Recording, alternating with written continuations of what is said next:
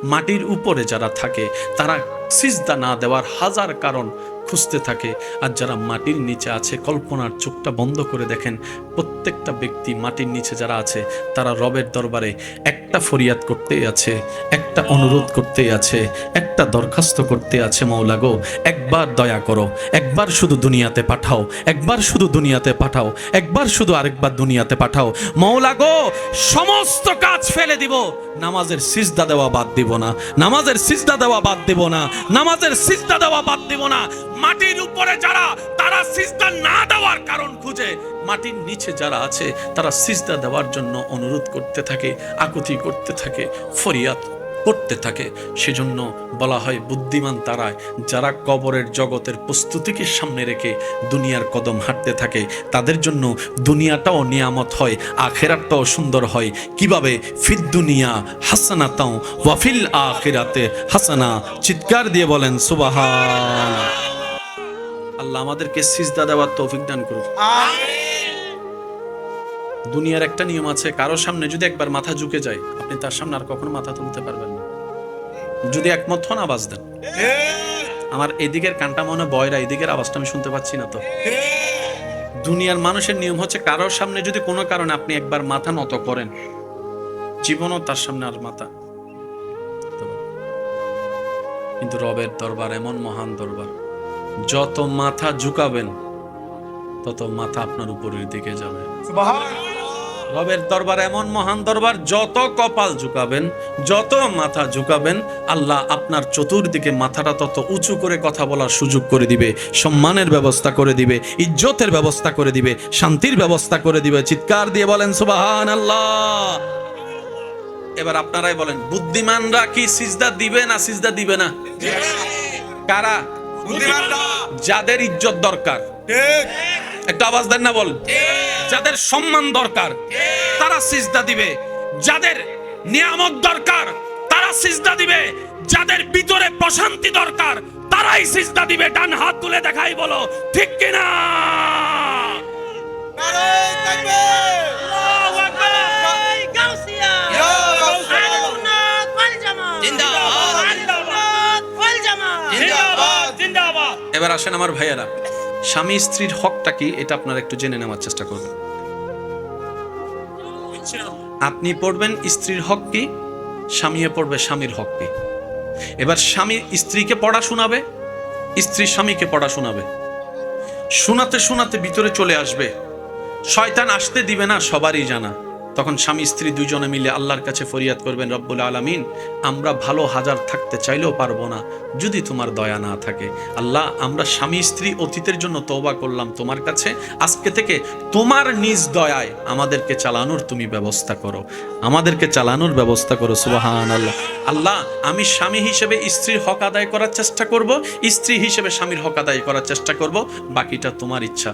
দেখবেন আপনার স্বামী স্ত্রীর সংসারে এমন শান্তি আসবে, উপরে ছাদ না থাকলেও দিলের ভিতর শান্তির বাতাস বয়ে যাবে। বলেন সুবহানাল্লাহ। এবার আওয়াজ দিয়ে বলেন ইমানদার ভাইয়েরা, আল্লাহ চাইলে পারে কি পারে না? আওয়াজ আমি শুনি নাই, আরো চিৎকার দিয়ে বলেন আল্লাহ চাইলে পারে কি পারে না? আগুনকে শীতল বানাতে পারে কি পারে না?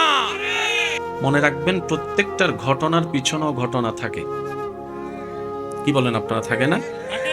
প্রত্যেকটা ঘটনার পিছনে কোনো না কোনো ঘটনা থাকে। কোনো কিছু এমনে ঘটে না, ঘটনা ঘটার পরে অনেক কিছুই রটে, অনেক কিছুই ঘটে। এবার আমি আমার ভাইদের কাছে আওয়াজ চাইবো, আপনারা আমাকে উত্তর দিবেন। পৃথিবীর প্রথম ধর্মের নাম ইসলাম। পৃথিবীর সবচাইতে পুরাতন ধর্মের নাম ইসলাম। পৃথিবীর সবচাইতে প্রাচীন ধর্মের নাম ইসলাম। পৃথিবীর সবচাইতে বেস্ট ধর্মের নাম ইসলাম। এটা হচ্ছে দাবি। তো দাবির পিছনে প্রমাণ থাকতে হবে না? এটা আমার জায়গা, দাবি করলে তো হবে না। বলেন না ভাইয়া? তো দলিলটা অথেন্টিক কিভাবে বুঝবো? আরএস, বিএস, পিএস সবকিছু টান দিলেই তো, কারণ নকল দলিত দলিল। ভাই একটু বলেন না কথা, নকল দলিলও একটু মনোযোগ দিয়ে শুনবেন। আমি প্রশ্ন করব, আপনারা যা বুঝবেন সেটাই উত্তর দিবেন, যেটাই আপনারা উত্তর দিবেন আমি সেটা নিয়ে এগিয়ে যাব। ধর্ম কি গরু ছাগল পশু পাখির জন্য না মানুষের জন্য? আপনার জানা মতে এই মাটির উপরে সর্বপ্রথম যে মানব এসেছেন ওই মানবের নাম কি? হযরত আদম। একটু বলি ভাইয়া, মাটির উপরে যিনি সর্বপ্রথম মানুষ হিসেবে এসেছেন ওনার নাম হযরত আদম আলাইহিস সালাম। ওনার আগে আর কোনো মানুষ? তাহলে পৃথিবীতে ধর্ম যদি মানুষের জন্যই হয়, মানুষ হিসেবে যেহেতু আদমই প্রথম, তাহলে ওনার ধর্মের আগে আর কোনো ধর্ম নাই। বলেন না, আর কোনো ধর্ম নাই, যেহেতু আদমের আগে কোনো মানুষ নাই। এবার আদম নবীকে জিজ্ঞেস করেন, হুজুর আপনার ধর্ম কি? উনি উত্তর দিবে, লা ইলাহা ইল্লাল্লাহ, আমি আদমের ধর্ম। বলেন না সুবহানাল্লাহ। তাহলে সর্বপ্রাচীন ধর্ম ইসলাম, এই তো মাশাআল্লাহ। সর্বপুরাতন ধর্ম ইসলাম, সর্বপ্রথম ধর্ম ইসলাম, সর্ববেস্ট ধর্ম ইসলাম। দাবিগুলা দেখবেন, প্রমাণগুলা দেখবেন। মাইকের আওয়াজ আমার যত দূর যাচ্ছে, যে যেখান থেকে শুনতে পাচ্ছেন গভীর মনোযোগ। ধর্ম কাদের জন্য? মানুষের জন্য। বলেন না, কাদের জন্য? মানুষের জন্য। তা আপনি যে বলছেন আমার ধর্ম সবার চাইতে বেস্ট, এটা তো দাবিয়ে না। একটা বেস্ট হওয়া কি এত সোজা? কত কোয়ালিটি থাকতে হয় বেস্ট হওয়ার জন্য। বাজারে মোবাইলের কোনো অভাব নাই, সবার মনোযোগ আইফোনের দিকে। একটু জোরে বলি না ভাইয়া? কম বেশি সবার মনোযোগ শুধু দৌড়ায় আইফোনের দিকে। তো ফোন, ক্যামেরা তো ক্যামেরা, আইফোনের দিকে মনোযোগ কেন? বলে যে বাজারে যতগুলাই আছে সবগুলার মধ্যে কোনো না কোনো দিক দিয়ে এই আইফোন শব্দটা মানুষের অন্তরকে জায়গা করে নিয়েছে, অন্তরে নিজের শ্রেষ্ঠত্ব প্রমাণ দেওয়ার মাধ্যমে। তার মধ্যে সবচেয়ে বড় কোয়ালিটি কি? দুইটা জিনিসকে সামনে রাখা হয়, একটার নাম হচ্ছে ক্যামেরা আর একটা হচ্ছে সিকিউরিটি। আইফোনের সিকিউরিটি সহজে ব্যাং করা যায় না, ভাঙা যায় না। আইফোনের ক্যামেরার সাথে অন্য ক্যামেরা সহজে তুলনা করা যায় না। আইফোনের বডির সাথে অন্য ক্যামেরার, অন্য শরীরের, অন্য মোবাইলের বডি তুলনা করা যায় না। তো এই শ্রেষ্ঠত্ব অর্জন করার জন্য যোগ্যতার দরকার আছে। বর্তমান পৃথিবীতে গুগল মামার দৃষ্টিতে, যুবকরা কথা বলে না, বর্তমান পৃথিবীতে গুগল মামার দৃষ্টিতে কমপক্ষে 3000, 3500, 4000-এর উপরে ধর্ম আছে। এতগুলা ধর্মের ভিতরে ইসলাম বেস্ট হলো কিভাবে?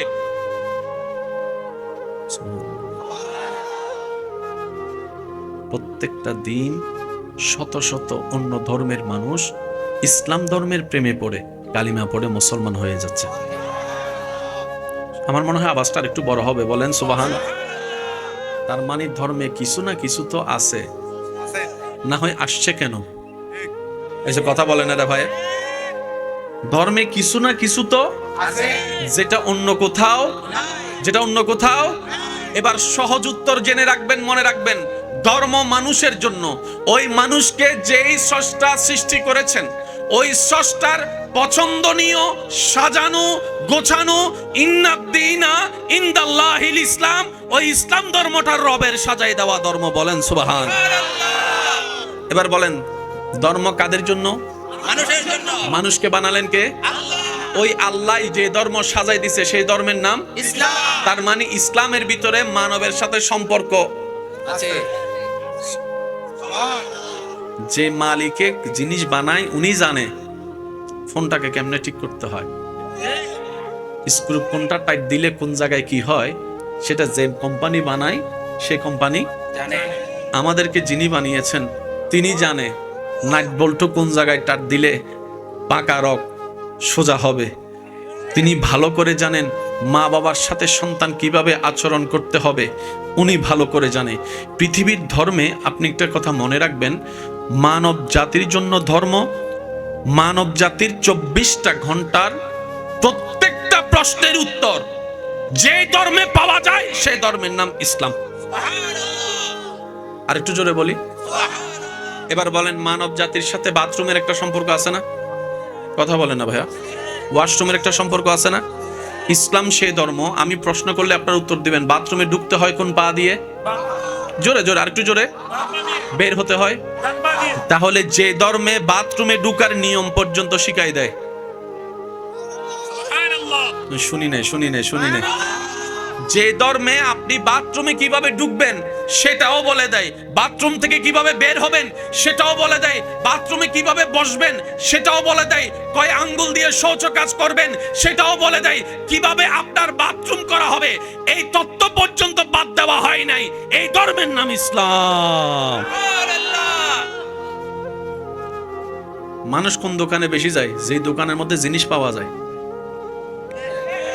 আপনার বাজার 11টা, এক দোকানে যদি 11টা মাল পাওয়া যায়, আপনি জীবন অন্য দোকানে যাবেন? যদি আপনার 2টা মাল এই দোকানে, 2টা মাল ওই দোকানে, 2টা মাল ওই দোকানে, আপনি নিজেও বিরক্ত হয়ে যাবেন। সবাই চাই এক স্লিপে এক দোকানে কাজ, এটার নাম ইসলাম। আমি শুনি নাই। আচ্ছা, সারাদিন পরিশ্রম করে ক্লান্ত হয়ে রাত্রে কি করতে হয়? আমার যুবক ভাইদের যদি কষ্ট না হয় আওয়াজটা একটু বড় করে দিবেন। কি করতে হয়? ঘুমানোর 4টা স্টাইল: ডান, বাম, সোজা, আরেকটা হচ্ছে ব্যাঙের মতো। বুঝছেন তো? যে কোনো স্বাস্থ্য বিশেষজ্ঞ ডাক্তারকে জিজ্ঞেস করেন, ডাক্তার মহোদয় আপনাদের সাথে আমাদের দেহের সম্পর্ক, আমি সারাটা দিন পরিশ্রম করেছি, আমাকে একটু পরামর্শ দেন আমি কোন স্টাইলে ঘুমাইলে আমার ঘুমটাও হবে, শরীরটাও ভালো থাকবে। ডাক্তার বলে প্রথমত তুমি সবচেয়ে বেস্ট হয় ডান কাত হয়ে ঘুমাও। তো ডান কাত হয়ে তো এতক্ষণ শোয়া যায় না, বাম কাতও তুমি হতে পারো, তারপর সোজাও হতে পারো। খবরদার ব্যাঙের মতো ঘুমাইও না, ব্যাঙের মতো ঘুমাইও না। ডাক্তার মহোদয় কেন? বলে যে মানুষ বেঁচে থাকে যে হার্টের কারণে।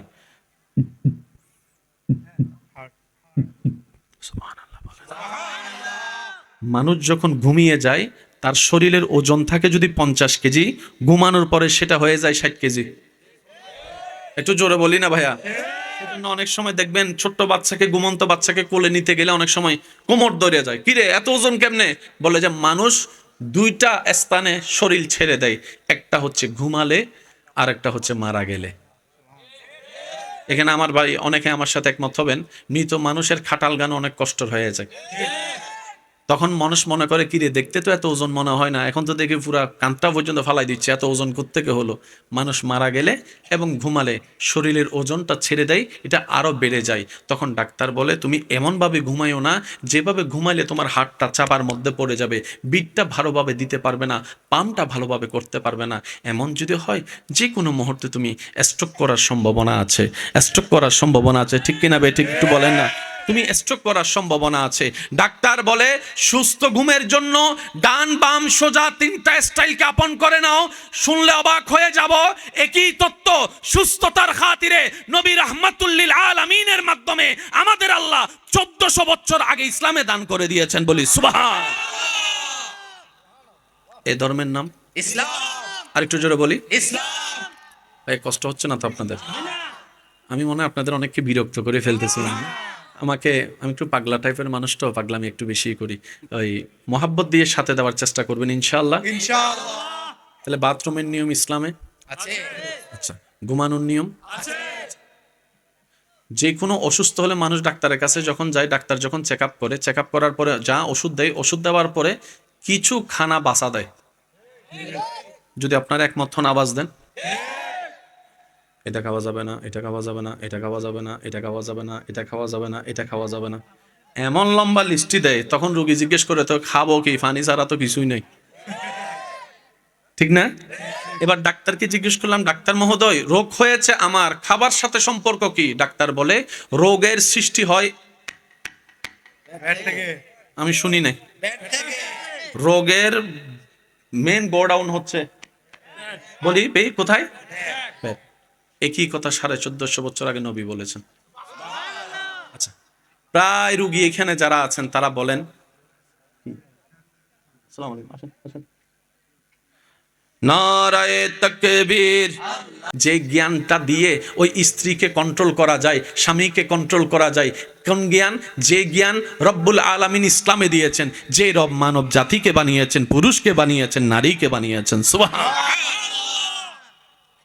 তাহলে ইসলামের কাজটা কি জানেন? এক কথাই বলি, ইসলামের কাজটা হচ্ছে কঠিন রাস্তা সহজ করা, অশান্তিকে শান্তি করা, অন্ধকারকে আলো বানানো। সুবহানাল্লাহ। এবার বলেন, আমি প্রশ্ন করব, উত্তর দিবেন আপনারা। বলেন, অন্ধকার চাই না আলো চাই? অশান্তি চাই না শান্তি চাই? দুঃখ চাই, কষ্ট চাই, নাকি আমরা আরাম চাই? চাইতে গেলে ইসলাম লাগবে। এবার বলেন, আল্লাহ ইসলাম দিছে কি দেয় নাই?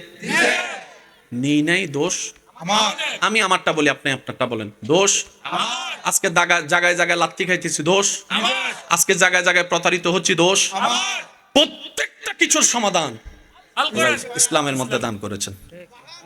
আর একটু জোরে বলি, ইসলাম মানার দরকার কাদের? যাদের লাভ দরকার। যারা বলবে যে আইসি চাইছি খাইছি মরে যাবো, আমার কি, আপনাদের ইসলাম না মানলেও চলবে। আর যারা লাভ বুঝে, যারা লাভ বুঝে বলে না, যাদের লাভ বুঝে। এবার আসেন, আপনি যে পানিটা খাচ্ছেন তৃষ্ণা নিবারণের জন্য, ডাক্তাররা বলে এই তাড়াতাড়ি পানি খাইস না, আস্তে আস্তে খা, আস্তে আস্তে খা। কেমনে খাইতাম? এক ডুব, দুই ডুব, তিন ডুব, তারপরে খা। একই কথা 1450 বছর আগে নবী বলছেন। আর মজার বিষয় দেখেন, আল্লাহ এটা একটু এদিকে করে দেন ভাই, কষ্ট যদি না হয়। আসলে এদিকে এদিকে দেন, হ্যাঁ বাস। পানি খাওয়ার সিস্টেমটা আপনারা বলবেন। আপনার এই এলাকার নাম কি ভাইয়া? জামতলার পানি যখন তৃষ্ণার্তী ব্যক্তি খাবে, দাঁড়িয়ে না বসে? বুটিচংয়ের পানি একটু জোরে বলতে হবে। ঢাকার পানি, চিটাঙের পানি, সিলেটের পানি, বাংলাদেশের পানি, পাকিস্তানের পানি, দুবাইয়ের পানি, আরেকটু জোরে, ইউরোপের পানি, লন্ডনের পানি, আমেরিকার পানি, সুইজারল্যান্ডের পানি, নিউজিল্যান্ডের পানি, জমজমের পানি। শুনি নাই এদিকের বাইদের কোনো রেসপন্স পাচ্ছি না আমি। আচ্ছা, ওনারা রাগ করছে, বুঝতে পারছি। কয় হুজুরের বাসের এই ফেলা দিছত কা, এর লাগে কথা কইতেছেন। সাই আমার ভাই এদিকে যারা আছেন সবাই চুপ থাকবেন। আমার ভাইয়ের একবার বলেন মারহাবা। আরেকবার, এবার আমার ভাইয়ের একবার বলেন মারহাবা। এবার সবাই মিলে একবার বলেন মারহাবা। পৃথিবীর সমস্ত পানি পানকারী পানি খায় বসে, কিন্তু যখন আপনার হাতে জমজম চলে আসবে, কখনো কি ভেবে দেখেছেন? পানি তো পানি, পানি এটার গুণ হচ্ছে H2O, যদি আমি ভুল বলে না থাকি যুবক ভাইয়েরা, H2O। তো জমজমের পানিও তো H2O। দুই পানি তো পানি। নবী বলছেন সব পানি বসে খাও, জমজমেরটা দাঁড়িয়ে খাও। সুবহানাল্লাহ বলে না? আর একটু জোরে বলি।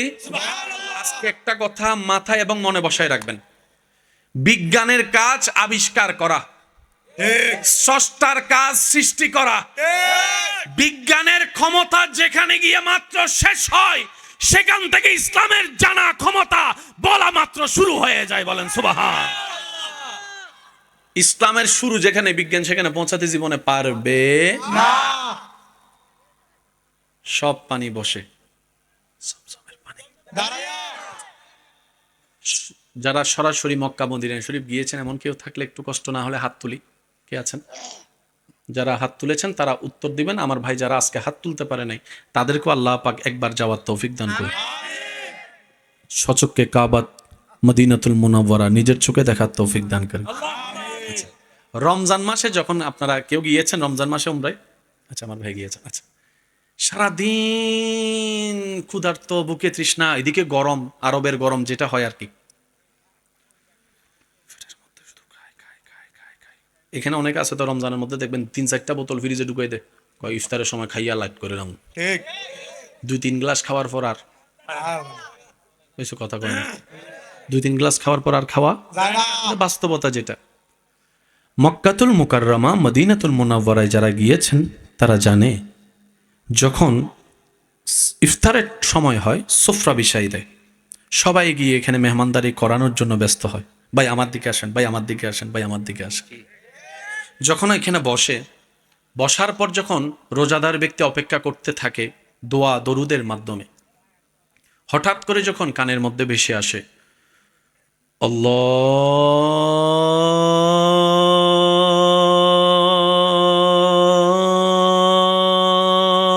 আকবার, আল্লাহু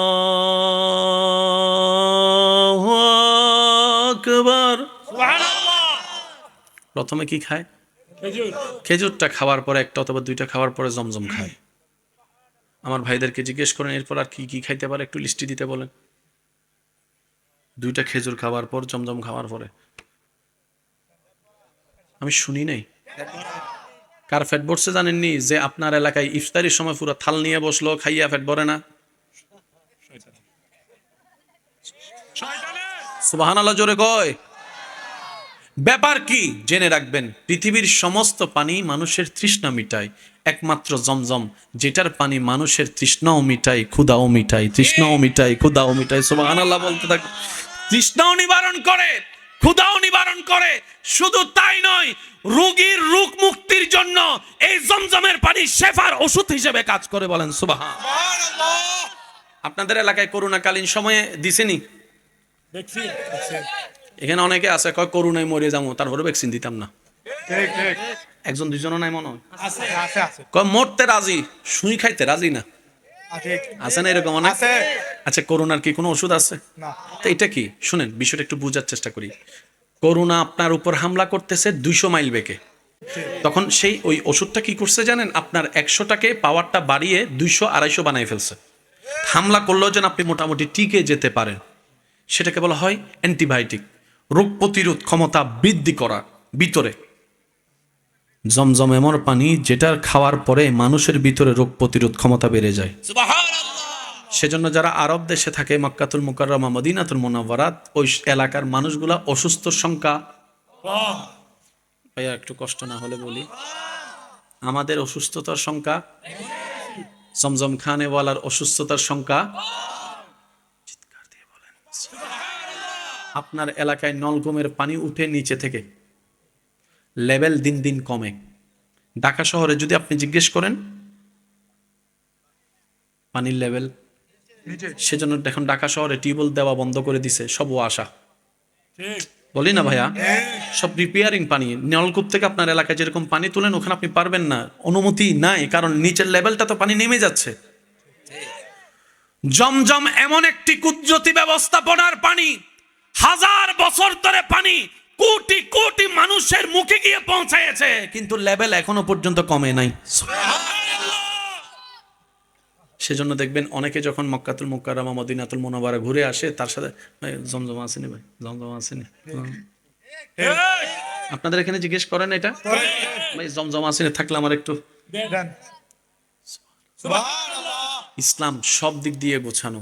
আফসোস আমাদের জন্য, আমরা ইসলামকে ধারণও করতে জানিনি, লালনও করতে জানিনি, ইসলাম ভিতরে আমরা বসাতেও জানিনি।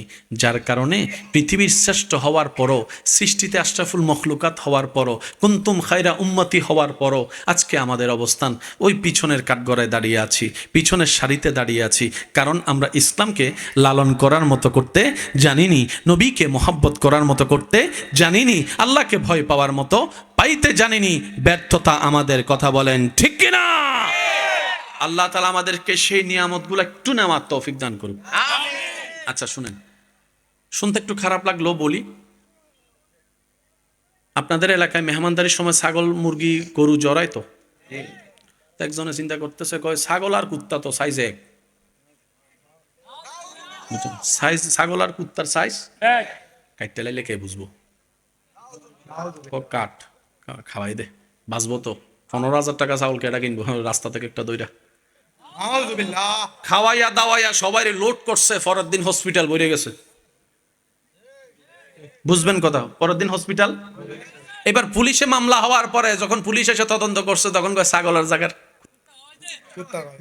এবার তারা যখন ধরছে, তে কয় এ কিরে খাওয়াইলি কি লেগা? কয় ছাগল আর কুত্তা তো সেম সেম সাইজে টাইজে, ছাগলেরও সাইফা, কুত্তারও এসব কথা কয় না। ছাগল আর কুত্তার সাইজটাই সেম সেম, মনে করছে খাওয়াই দিছি। তখন সেই পুলিশ মহল বলে, ডাক্তারের কাছে চল, বুঝাই তোকে ইসলাম কেন কুত্তা খাওয়া হারাম করেছে। সুবহানাল্লাহ বলা যাবে? ইসলামে ছাগল খাওয়া হালাল, কুত্তা খাওয়া হারাম। প্রত্যেকটা গোস্তয় বিষ থাকে।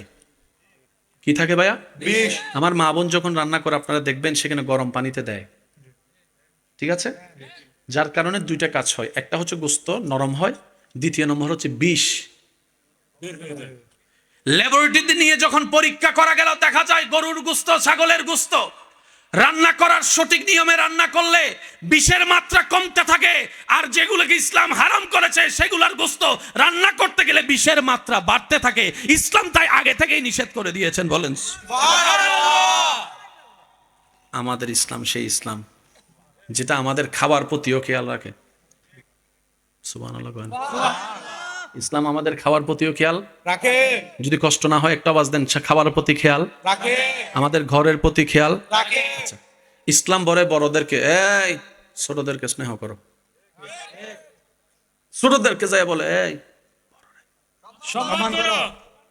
সুবহানাল্লাহ। সন্তানকে গিয়ে বলে এই মা বাবার চোখের পানি যদি পড়ে তোর দুনিয়া শেষ আখিরাত শেষ। আবার মা বাবার কানে যাইয়া কয় এ মা বাবা হইয়া মাথা উঠতো না, আল্লাহ এদের কিভাবে চালাইছো এই সম্পর্কে তোমাদেরকে আবার জিজ্ঞাসা করবে।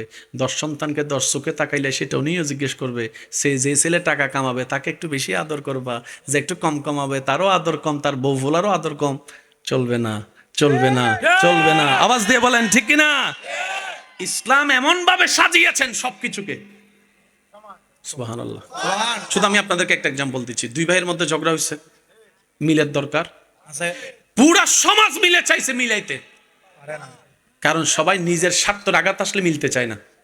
স্বার্থে লাভ দেখলে মিলবে, স্বার্থে লাভ দেখলে মিলবে। এবার কয় ভাইয়ের মধ্যে ঝগড়া ভাইয়া? 2 ভাই, যেটার কারণে পুরো এলাকা অশান্তি হয়ে গেছে, পরিবার আলাদা হয়ে গেছে। তো বড় ভাই এবং ছোট ভাই জনজনের মধ্যে ঝগড়া হয়েছে। এবার ইসলাম দনজনকে গিয়ে বলে যে আগে মাফ চাইবে আল্লাহ তাকে মাফ করে দিবে। সুবহানাল্লাহ। বড় ভাইয়া কথাটা শুনছে, ছোট ভাইয়া কথাটা শুনে নাই। এবার বড় ভাই যাইয়া ছোট ভাই কয় আমারে মাফ করে দে, আমারে মাফ করে দে। সুবহানাল্লাহ। বউয়ে জিজ্ঞেস করে কিরে তুমি বড় হয়ে মাপ চাচ্ছ কেন? কয় আমি লাভে মাপ চাইতেছি, নিজের লাভে। কয় কেমন লাভ? কয় আমি তার কাছে একটা ভুলের কারণে মাপ চাচ্ছি, আল্লাহ আমাকে কথা দিয়েছেন 1000টা গুনাহ মাফ করে দিবে। 1000টা গুনাহ, একটার বিনিময়ে যদি 1000 গুনাহ মাফ হয় এই ব্যবসা কে না করবে? সব বুদ্ধিমানরাই তো করবে। এবার ইসলাম ছোট ভাইয়ের কানে কানে বলতেছে তুই যদি মাফ না করস আল্লাহ তোরে মাফ করবে না, তুই যদি মাফ না করস আল্লাহ তোরে মাফ করবে না, তুই যদি মাফ না করস আল্লাহ তোকে মাফ করবে না। বড়রা বলে যে ক্ষমা চা, ছোটরা বলে যে মাফ কর। দুনো ভাইয়ে মিলে যা, ঘর শান্তি, পরিবার শান্তি, আল্লাহ দয়া করে দুজনের গুনাহ মাফ করে দিবে। বলেন সুবহান। এটার নাম ইসলাম। আমি শুনি নাই ভাইয়া, এটার নাম ইসলাম। এখানে একটা সূত্র মনে রাখবেন, আলো অন্ধকার, যেখানে আলো আছে সেখানে অন্ধকার নাই। পুরা সায়েন্সটা উল্টাই দিয়েছেন। যেখানে আলো আছে সেখানে অন্ধকার নাই, যেখানে অন্ধকার আছে সেখানে আলো নাই। এখানে আলো আছে অন্ধকার, ওই ওদিকে অন্ধকার আছে আলো। তাহলে যেখানে আলো আছে সেখানে অন্ধকার নাই, সেখানে যেখানে অন্ধকার আছে সেখানে আলো নাই। এই কথাই যারা একমত আছেন একটু ডান হাত তুলে দেখেন। সবাই একমত ইনশাআল্লাহ? এবার আসেন, ইসলাম মানে কি? বলি সবাই। ইসলাম মানে শান্তি, ইসলাম মানে শান্তি, ইসলাম মানে ইসলাম মানে ইসলাম মানে মনে রাখবেন, যেখানে অশান্তি আছে সেখানে ইসলাম নাই, আর যেখানে ইসলাম আছে অশান্তি নেই। অনেক সময় আমরা এই জায়গায় একটু ভুল মিসকনসেপ্টের মধ্যে চলে যাই, অশান্তিকে ইসলাম মনে করি। অশান্তিটা হচ্ছে আমার বুঝার ভুল, আপনার বুঝার ভুল, আমার মনের জামিলা, আপনার মনের জামিলা। এটা ইসলামের জামিলা নয়। কথা বলেন ঠিক কি না? জামিলাটা আমাদের। কথা বলেন ঠিক কি না? যেখানে ইসলাম আছে সেখানে কি নাই?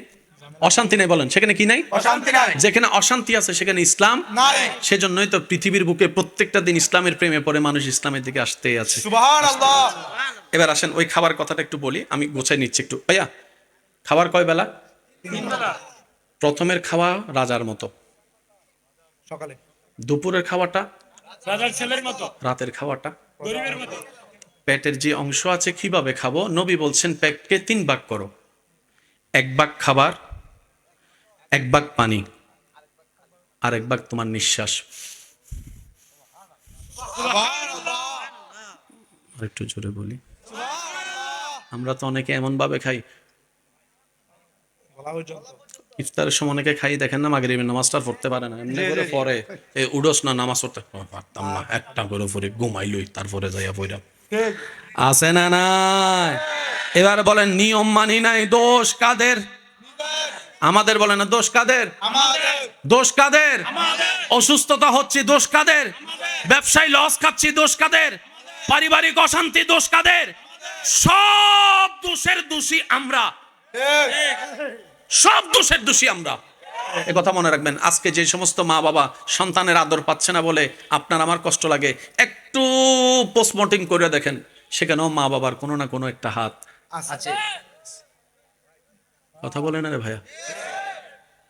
আজকে যেটা পত্রিকায় দেখছেন যে খুন হয়েছে, খুনটা কিন্তু আজকে হয় নাই ভাইয়া, ঘটনার পিছনে ঘটনা। এবার আমি আপনাদেরকে একটু বলি, 2015 সালে দুইজনে ঝগড়া লাগছে, সবার সামনে এক বন্ধু আরেক বন্ধুকে ছাপ্পড় মেরে দিছে। ওই যে অপমান, সেটার সুদ নিজের বন্ধুর উপর নিতে না পেরে ছেলেকে মেরে ফেলছে 2025 সালে এসে। খুন হয়েছে 25 সালে, কিন্তু বীজ বপন হয়েছে 15 সালে। একটু কথা বলেন না ভাইয়া। এই যে পুলিশ আইনের মানুষটা তদন্ত করে, তদন্ত জিনিসটা কি? ওই ঘটনাকে টানা। কথা বলেন ভাইয়া, ঘটনাকে কি টানা, পিছনেও ঘটনা থাকে। সেজন্য মনে রাখবেন, ইসলাম যত আপনি আপন করে নেবেন, আপনার কিছু না হোক এটা শান্তি হবে।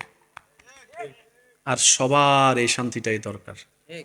আপনি যে ধর্মেরই হন, হিন্দু, বৌদ্ধ, খ্রিস্টান, মুসলমান, যে ধর্মেরই হন, সবার ধর্ম আলাদা হলো, চাওয়া কিন্তু একটাই, একটু শান্তিতে বাঁচতে চাই, একটু শান্তিতে নিঃশ্বাস নিতে চাই। আওয়াজ দেন না ভাইয়া। স্ত্রী, পুত্র, সন্তান, নাতির পুত্রী নিয়ে শান্তিতে দুই বেলা একটু খাইতে চাই, শান্তিতে একটু ঘুমাতে চাই, শান্তির একটা পরিবেশ চাই। আর সব সৃষ্টির স্রষ্টা আল্লাহ বলছেন, হে আমার বান্দা, যে শান্তি তুমি তালাশ করছো সেটা পৃথিবীর কোথাও খুঁজে পাবে না।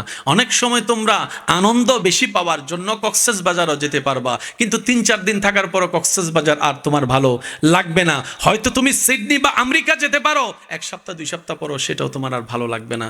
কিন্তু বান্দা, যে শান্তি তুমি খোঁজো সেটা পৃথিবীর কোনো স্টোরে নাই, এটা আমি রবের দরবারে আছে, আমি রবের দরবারে আছে, আমি রবের দরবারে আছে।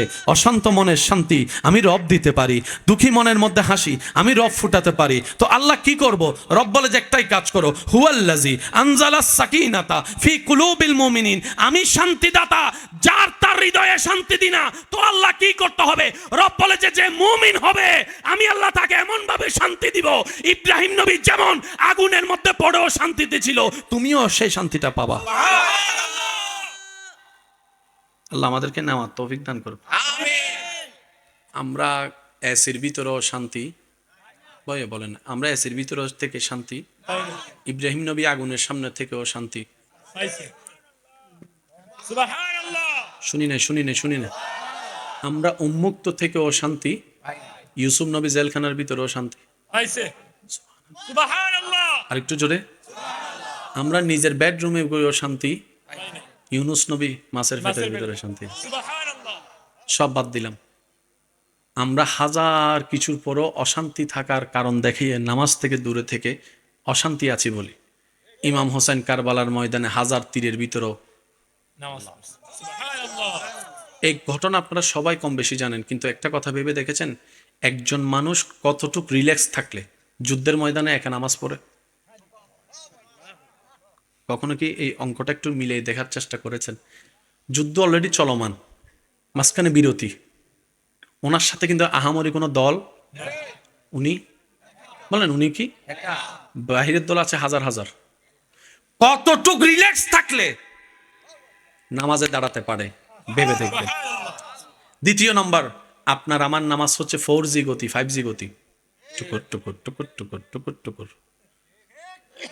আর কারবালার সেই হাজারো তীরের সামনে ইমাম হোসেন নামাজ পড়ছেন, আসসালাতু মেরাজুল মুমিনিন ওয়ালা নামাজ। সুবহানাল্লাহ।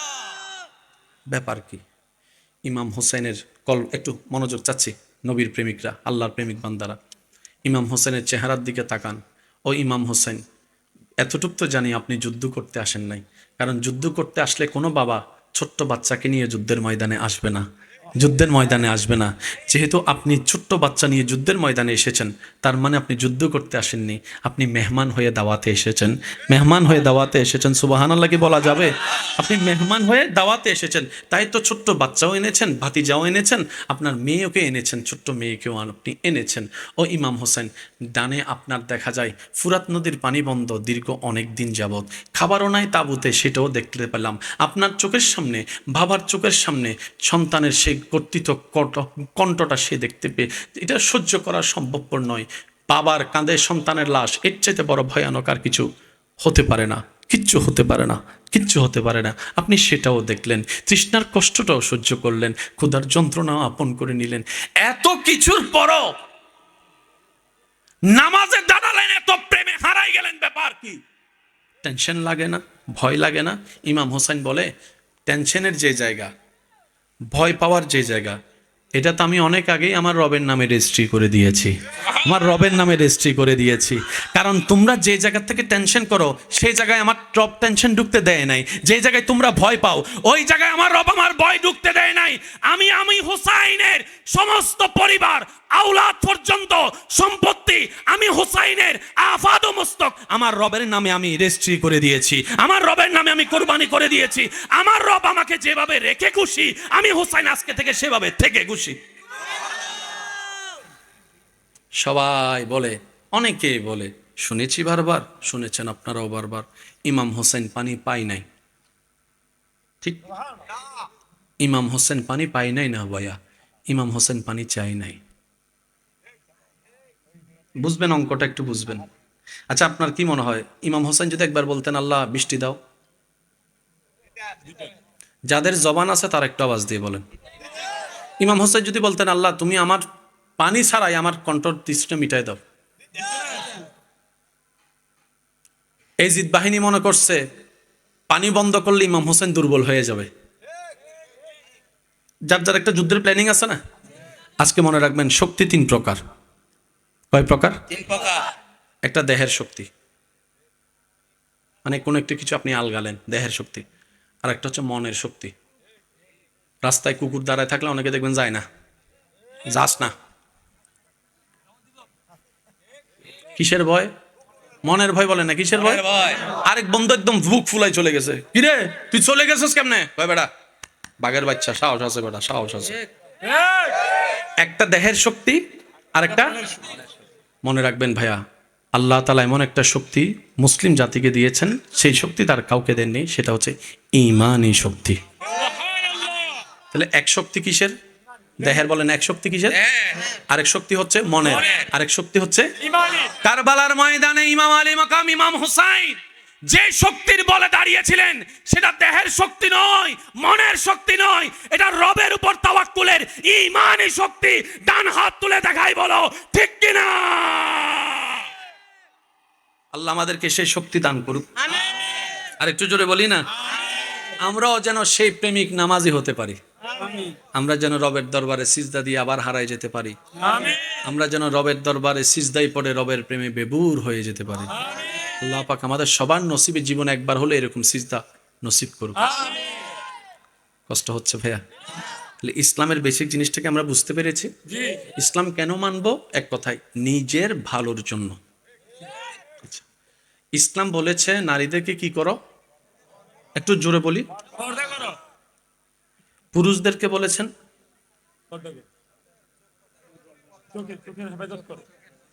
বলেন না। ইসলাম এত জায়গা থাকতে চোখের কথা কেন বললেন? আপনি যদি অঙ্ক মিলান দেখবেন প্রত্যেকটা পাপ কাজের, বেশিরভাগ পাপ কাজের শুরু হয় চোখ থেকে। কোত্থেকে?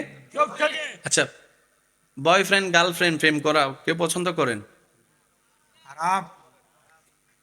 কোন সুস্থ মানুষ পছন্দ করেন?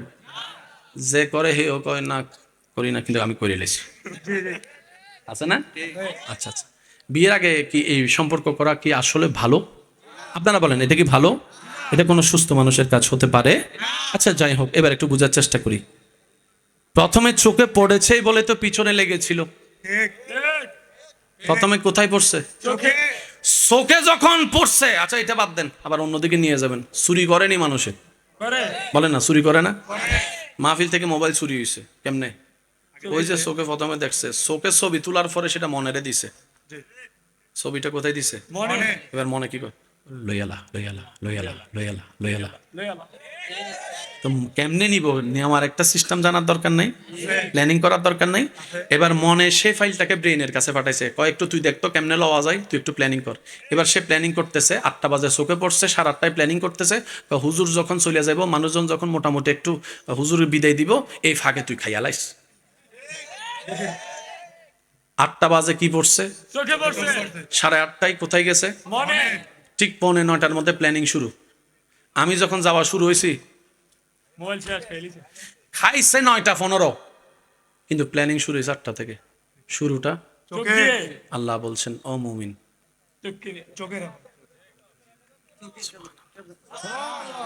চোখ যদি কন্ট্রোল হয় মন কন্ট্রোল হয়ে যাবে। মন যদি কন্ট্রোল হয় ব্রেনের মধ্যে কোনো ফাইল যেতে পারবে না। ব্রেনে যদি কোনো ফাইল না যায়, ব্রেন ছাড়া হাত লড়বে না, পা লড়বে না, চোখ লড়বে না, মুখ লড়বে না। সুবহানাল্লাহ বলতে থাকি না। যখন তোমার এটা কন্ট্রোল হয়ে যাবে, আফাত মস্তক কন্ট্রোল হয়ে যাবে। এবার বান্দা বলে আল্লাহ শয়তান তো আমার বাহিরেও আছে ভিতরেও আছে, চেষ্টা করি তারপরও তো পারি না, একবার পাশ করলে 10 বার ফেল করি। রব বলে যে এটাই তো তোদের জন্য পরীক্ষার মধ্যে দিন, এটাই তো তোদের জন্য পরীক্ষা। এই দুনিয়া হচ্ছে পরীক্ষালয়, পরীক্ষা দিতে থাক বান্দারে। তবে লা তাকনাতু মির রাহমাতিল্লাহ, আমি রবের রহমত থেকে নিরাশ হইস না।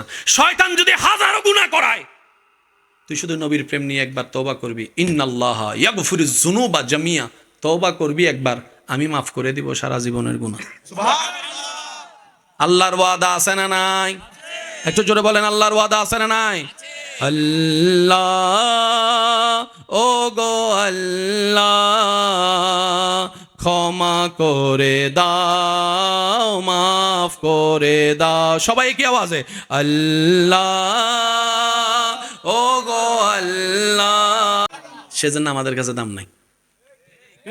এই যে কথা কয় না, ফ্রি জিনিসের দাম নাই, বলেন না ফ্রি জিনিসের দাম নাই। নিজে উপার্জন করে কামাইয়া যদি একটা নোকিয়া 3310 নেই,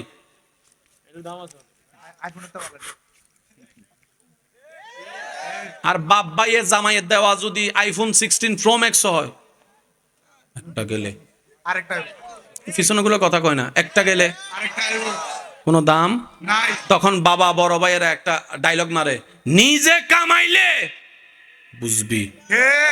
এখন তো ঘরের মধ্যে কচু নাড়লে সেট করে উঠো, একটা সময় আসবে কচু কিনার টাকাও যখন থাকবে না, তখন তুমি বলবা আল্লাহ লবণ দিয়ে হলো ভাত খাওয়াও, কচু দিয়ে হলো ভাত খাওয়াও। কথা বলেন ঠিক কিনা? বুদ্ধিমানরা কি করে জানেন? পাইলেও আলহামদুলিল্লাহ, না পাইলেও আলহামদুলিল্লাহ। আল্লাহ সেই বান্দাদেরকে কখনো অভাবও রাখে না, উপবাসও রাখে না, সবসময় এক নিয়মে শান্তির ব্যবস্থা করে দেন কে? মনে থাকবে ইনশাআল্লাহ। আজকে থেকে কোনো হা হুতাশ করা চলবে না। বলেন পাইলেও আলহামদুলিল্লাহ, না পাইলেও আলহামদুলিল্লাহ। আমার মনে হয় সবাই মিলে বললে একটু সুন্দর লাগবে, পাইলেও আলহামদুলিল্লাহ। আমাদের কোনো নির্দিষ্ট কোনো চাওয়া, আমাদের পাওয়া, আমাদের স্বপ্ন সবকিছু মুনিবের নামে ছেড়ে দিলাম। উনি খুশি হয়ে যা যতটুক দিবে সেটাই আমাদের পাওয়া, অর্জন নয়, দান। উনি ভিক্ষা দেন, আমরা ভিক্ষা নিই। আর ভিক্ষুক কখনো ডিমান্ড করতে পারে না।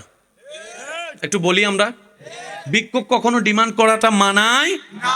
ভিক্ষুকের কাজ হচ্ছে ভিক্ষা চাওয়া, মালিকের মর্জি মোতাবেক মালিক দিবে। তো দুনিয়ার মালিক যদি সুন্দর করে ভিক্ষুক চাইতে জানলে যদি 100 টাকা জায়গায় 500 টাকা দেয় খুশি হয়ে, এটা তো কুল কায়নাতের মালিক। কখনো যদি দোয়া কবুল না হয়, মনে রাখবেন, চাওয়া যদি কখনো না পান, কয়েকটা কারণ। হয়তো আমরা যেভাবে চাইলে পাবো সেভাবে চাইতে জানি না, যেভাবে চাইলে পাবো সেভাবে চাইতেও জানি না, কান্না করতে। দ্বিতীয় নম্বর, হয়তো যেটা চাচ্ছি সেটা আমাদের জন্য ভালো নয়, সেজন্য আল্লাহ তাআলা সেটা আমাদেরকে দিচ্ছেন না। দোষ দিবেন সবসময় নিজের। অনেকে বলে আল্লাহর কাছে এত করে চাইলাম, আল্লাহ আমারে দিল না কেন? আল্লাহকে ঠেকা আছে নাকি আপনার? কথা কয় না রে ভাই। মানে এমন ভাবে কথাটা বলি মনে হয় আল্লাহর সাথে একটা এগ্রিমেন্ট হয়েছে, আপনারা আমি 5 ওয়াক্ত নামাজ পড়ে দিব, আপনি আমার 2টা দোয়া কবুল করবেন। এবার বলেন এগ্রিমেন্ট দিয়ে ভালোবাসা হয়? ভাই একটু জোরে বলেন, এগ্রিমেন্ট দিয়ে ভালোবাসা হয়? এগ্রিমেন্ট দিয়ে সংসার হয়?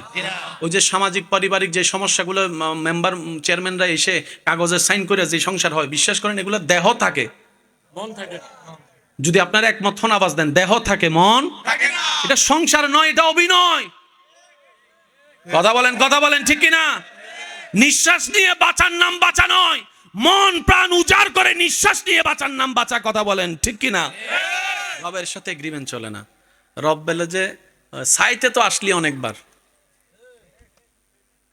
আমার সাথে সাক্ষাৎ করতে আসলি না।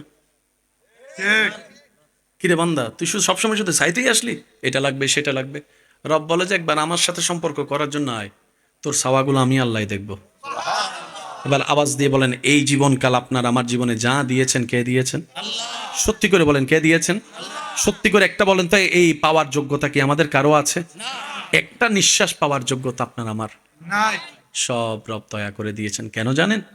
উনি নামাজিকেও দেন, বেনামাজিকেও দেন। অনেক সময় আপনারা দেখবেন যারা ভালো সৎ পথে চলে তারা কষ্টে থাকে।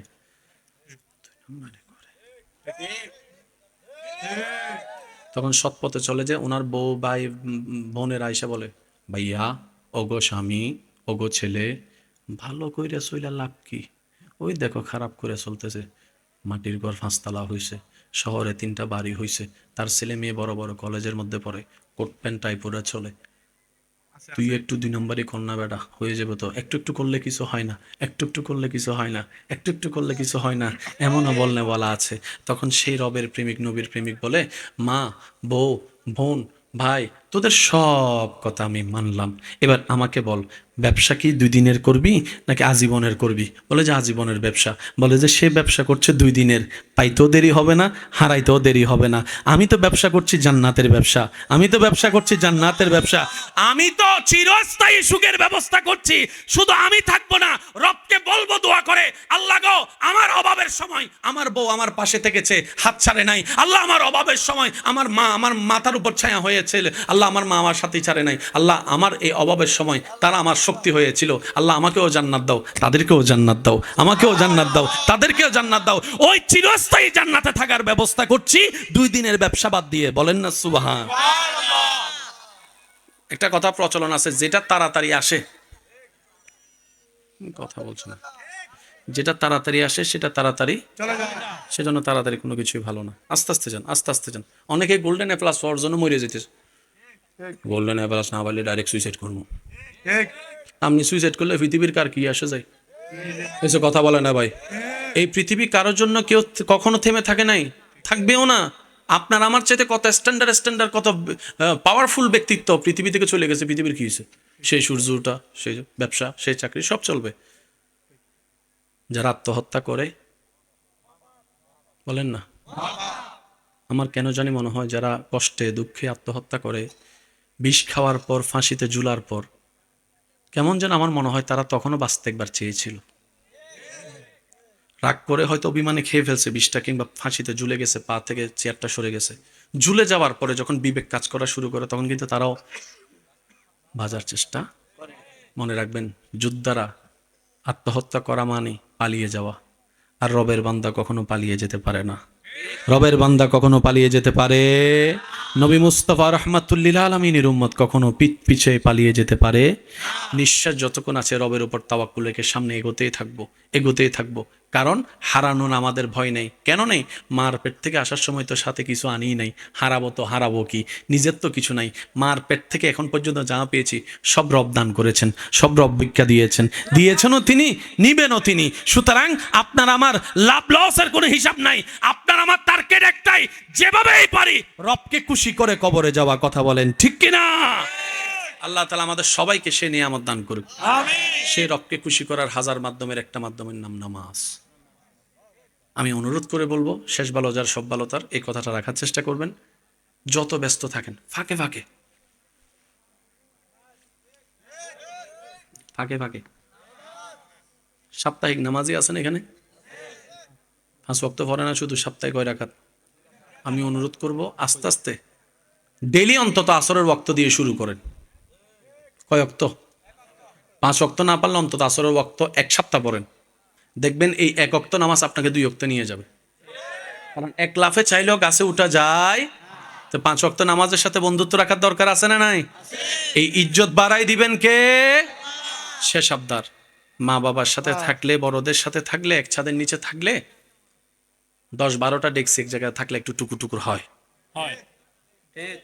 পকেটের চাবি থাকলে তো ঝুন করে, এগুলো হয়। চিল্লা ফাল্লা করে আলাদা করেন না। ভাইয়ের ভিতরে দেওয়াল তুলে দিয়েন না, তুই আলাদা আমি আলাদা, এই কথা বললেন না।